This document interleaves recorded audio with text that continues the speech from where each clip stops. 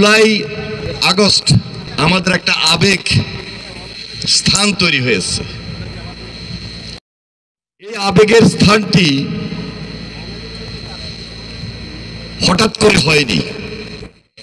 17 বছর টানা অত্যাচার নির্যাতনকে প্রতিরোধ করতে গিয়ে যারা গুম হয়েছেন, খুন হয়েছেন, সর্বশেষ জুলাই আন্দোলনে শহীদ হয়েছেন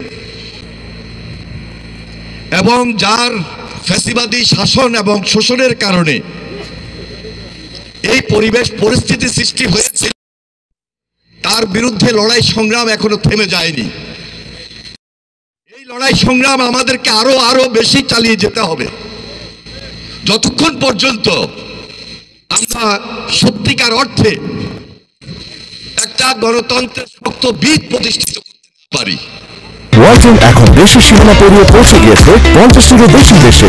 ওয়ালটন ঘরে ঘরে বিশ্বজুড়ে। এই জন্য যারা সেদিন আন্দোলন সংগ্রাম করেছিলাম, সকল রাজনৈতিক দল, বাংলাদেশের সকল মানুষ, পুরা জাতি আমার আছে যে এই ফ্যাসিস্টের বিচার শেষ পর্যন্ত কতটুকু আমরা করতে পারি। আমাদের এই আবেগের স্থল থেকে জোরালো উচ্চারণ, হাসিনার বিচার সবার আগে আমরা চাই এবং করতে হবে, এর কোনো বিকল্প নাই।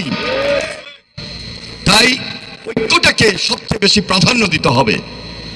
এখানে জাতীয় ঐক্য, রাজনৈতিক দলগুলোর ঐক্য, সর্বসাধারণের ঐক্য, এবং এই ঐক্যটা হবে সুদৃঢ় ঐক্য, ইস্পাত কঠিন দৃঢ় ঐক্য।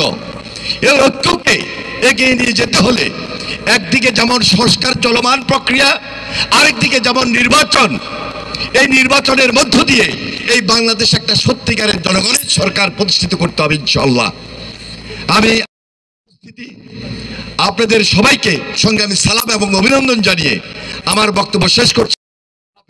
বাংলাদেশ জিন্দাবাদ, জাতীয়তাবাদী দল জিন্দাবাদ, শহীদ জিয়া অমর হোক, দেশনেত্রী বেগম খালেদা জিয়া জিন্দাবাদ, তারেক রহমান জিন্দাবাদ।